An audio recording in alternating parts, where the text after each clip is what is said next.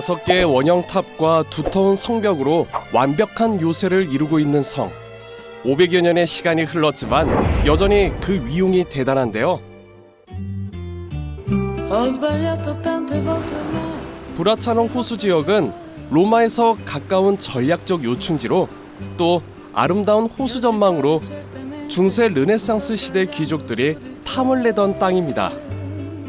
이 따사로운 햇볕, 그리고 호수에서 불어오는 시원한 바람, 그리고 근처에 천리안 꽃이 있어가지고 이 바람을 타고 꽃향, 이 모든 것이 완벽한 하루이자 장소입니다. 저 오른쪽에 보이는, 제 뒤로 보이는 호수가 바로 브라차노 호수거든요. 이곳 수질이 이탈리아에서도 좋기로 유명합니다. 그래서 고대 로마인들이 이곳의 물을 로마 시내로 끌어들이기 위해서 수도교를 건설했던 또 장소이기도 합니다.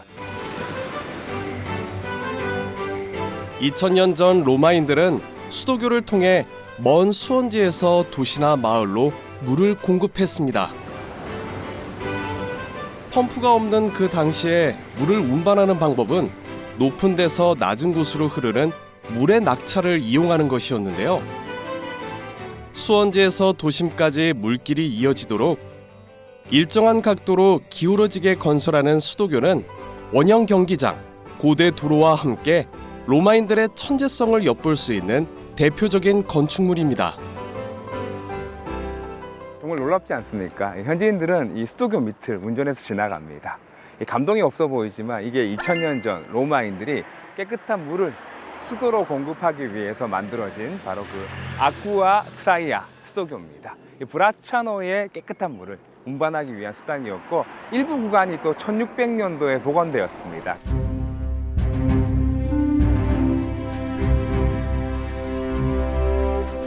이탈리아에 살다 보니 저는 이런 폐허조차 함부로 지나치지 못하게 됐습니다. 이렇게 한적한 외곽 도로에서 고대 로마의 유적을 만나는 일이 아무렇지 않게 일어나는 곳이니 말이죠.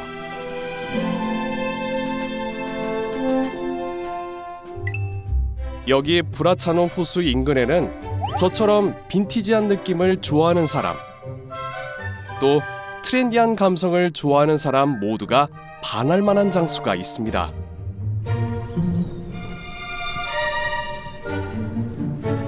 너무 멋있는 빌라, 이 오래된 빌라를 숙소로 또 바꾸어서 운영하시는 분이 있는데 놀랍게도 한국분이 운영하고 계십니다. 안녕하세요.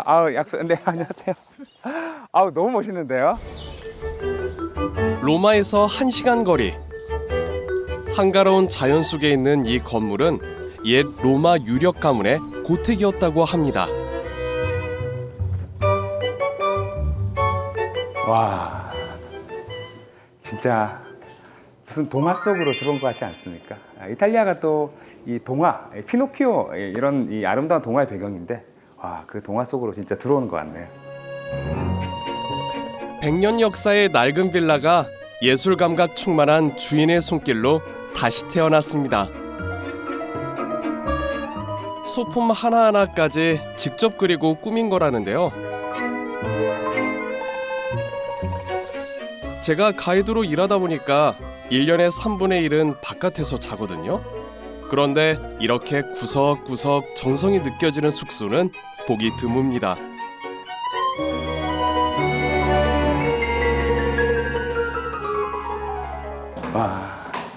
역시 이 오래된 빌라라서 층고가 높네. 이런 거 좀 너무 좋아하거든요. 좋네요. 자, 여기는 와. 제 방에만 특별하게 욕조가 있는 건가요? 아니면 다 있나요? 아닙니다. 방마다 다 있습니다. 그래요? 와, 이게 진짜 제가 생각했던 유럽 이 귀족들의 그런 욕조인데, 진짜 화장실 풍경도 너무 좋네요. 이탈리아에는 이렇게 옛 귀족들의 빌라나 서민들의 농가를 개조한 특별한 숙소들이 많습니다.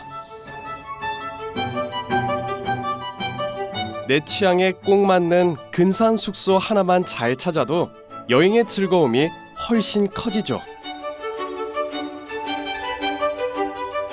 며칠쯤은 이런 지방의 작은 숙소에서 현지인처럼 지내보는 것도 여행의 근사한 추억이 되지 않을까요?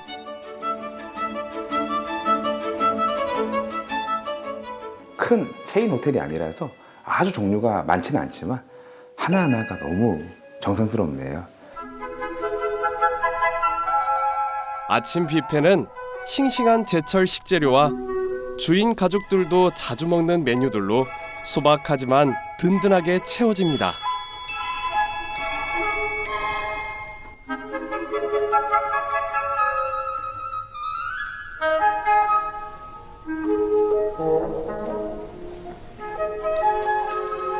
이탈리아의 귀족의 한 3세가 된 느낌입니다.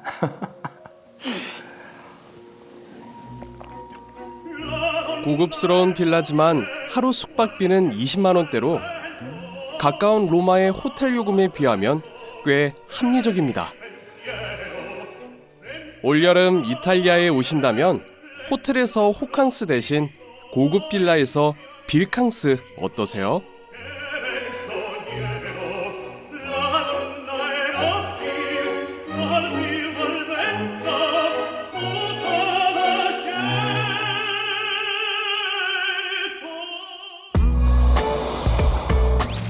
이제 좀 멀리 떠나볼까요? 이탈리아 북동부 알프스 돌로미티에 자리한 산악마을 오르티세이로 갑니다. 이 지역은 고개 하나 넘으면 오스트리아에 닿을 수 있는 국경지대인데요.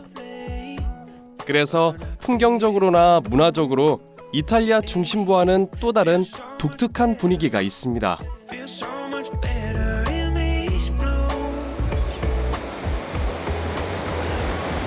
저는 이탈리아지만 이탈리아 같지 않은 마을 오르티세이에 나와 있습니다. 이 돌로미티 지역이 대한민국의 강원도 크기랑 비슷해요. 그러니까 이탈리아에 있는 알프스 전체를 돌로미티라고 하지 않고요. 북동쪽 일부 지역만 돌로미티라고 부릅니다. 그 돌로미티의 서쪽에 가장 중요한 도시가 이 오르티세이라고 할 수 있습니다. 오르티세이에서 올라갈 수 있는 유명한 산이 두 곳이 있어요. 하나는 세체다, 하나는 알페시우스인데 극적인 풍경을 좋아하신다면 세체다, 좀 편안하고 고즈넉한 그런 목가적인 풍경을 좋아하신다면 알페시우스를 추천합니다. 저는 오늘 어떤 풍경을 만나러 가볼까요?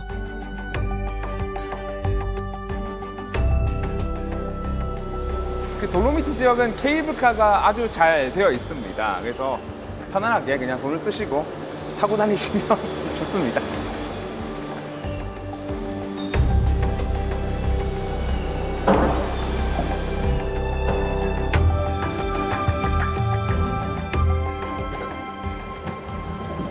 이 돌로미티 지역에 케이블카가 한 100개 있고요.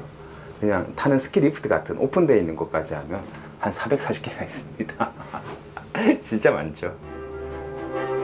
자연은 좋지만 힘든 건 싫다 하는 분 많잖아요.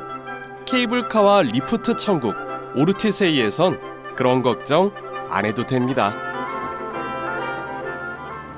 한 10분 만에 도착합니다. 그리고 케이블카 정류장을 나가시면 기가 막힌 풍경이 나옵니다.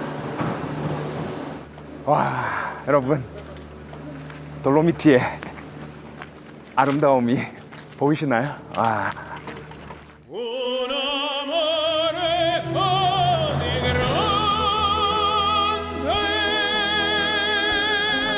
땀 한 방울 흘리지 않고 도착한 고산 초원 알페 디 시우시. 10분 만에 이런 경치를 만날 수 있는 마을, 세상에 몇 곳이나 될까요? 여기 케이블카 타고 오셔가지고 이 전망대에서 사진 찍고 이제 뭐 커피 한 잔 마시거나 기념품 사고 여기 계시다가 가시는 분들 많은데 뭐 그것도 좋지만 여기 걸을 수 있는 트레킹 코스가 많거든요. 그러니까 저처럼 걷는 걸 많이 안 좋아하거나 그냥 운동화, 이 면바지 입고 오신 분들도 이렇게 재밌게 걸을 수 있는 코스가 있습니다. 그 왼편에 저기 리프트가 있거든요. 저걸 타고 내려가시면 편합니다. 이 초원의 넓이가 무려 축구장 8,000개 정도 되는데요. 그 안에 수많은 하이킹 코스가 있습니다. 제가 소개할 코스는 이 리프트에서 내리셔서 이 앞으로 난 길 따라 쭉 걸어가시면 돼요.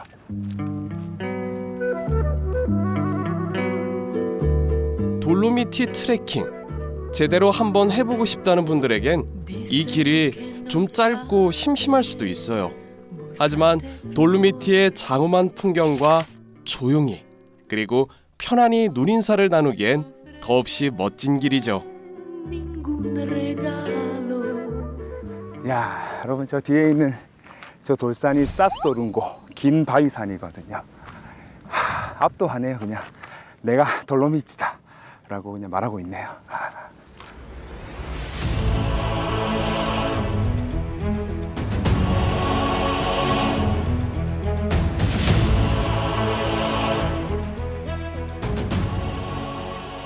야생화가 이제 피기 시작합니다. 6월 초인데요, 지금이. 이탈리아는 이미 여름이 시작됐거든요. 근데 돌로미티는 이제 봄이 시작되는 시즌입니다. 이 야생화가 원래 여러분 이것보다 훨씬 더 많아요. 6월 말이나 7월 초중순에 오시면 이거 한 100배 정도의 야생화를 볼 수 있습니다.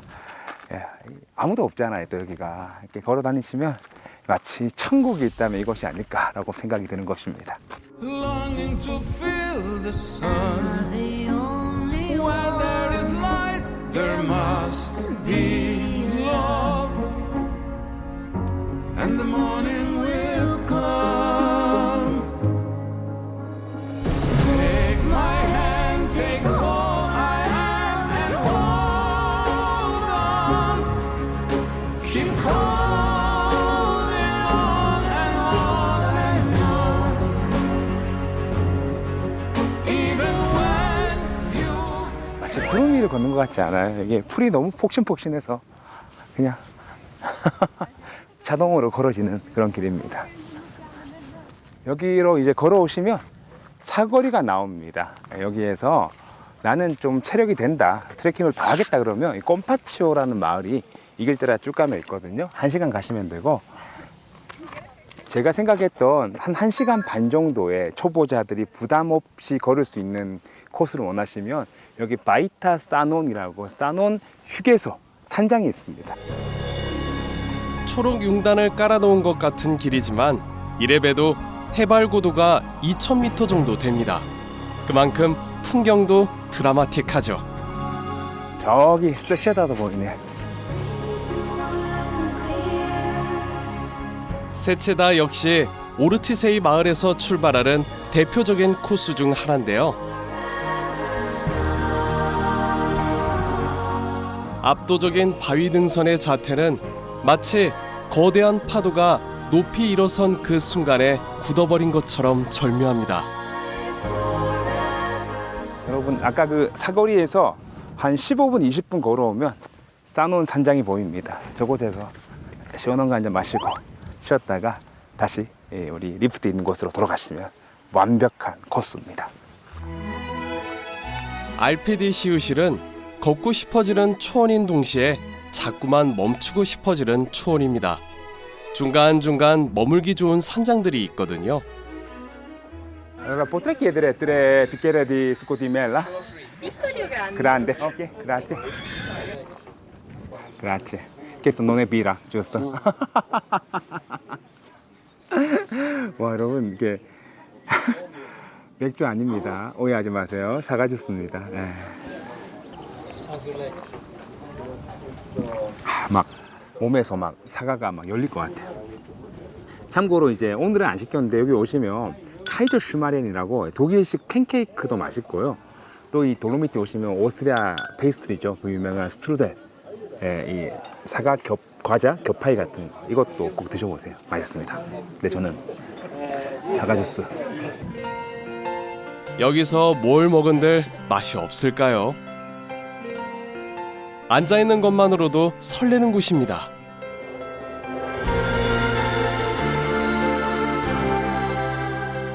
구름이 흐르지 않았다면, 나뭇잎이 흔들리지 않았다면 그림이라 해도 믿을 것 같은 풍경. 실제로 19세기에서 20세기 많은 유럽의 화가들이 돌로미티의 경관을 화폭에 담기 위해 산길을 올랐습니다.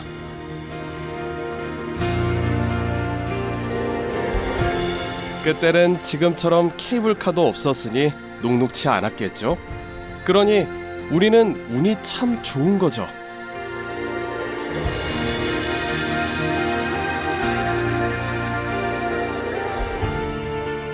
언젠가 저처럼 돌로미티를 거니는 이 행운을 누리게 되시거든 해질 무렵까지 머무시길 추천합니다.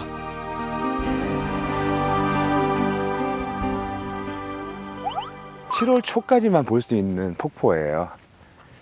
저 산 위에 있는 눈들, 얼음이 녹아서 이제 장관을 이루고 있네요. 이 돌로미티를 악마가 사랑한 천국이라고 부릅니다. 너무 천국처럼 아름다운 풍경이지만 또 이 깎아지는 절벽들이 너무 위협적으로 우리를 바라보고 있죠. 그 대비 그 어색한 공존들이 이 돌로미티를 더욱 특별하게 만들어주네요.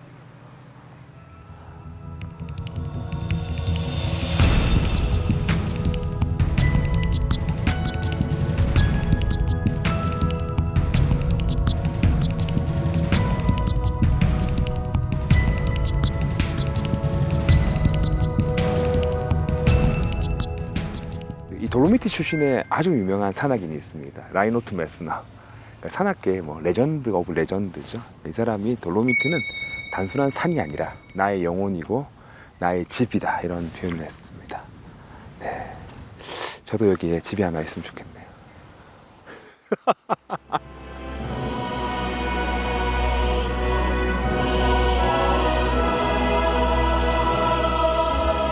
해지는 돌로미티를 보고 가시라 한 이유는 바로 이 풍경 때문입니다.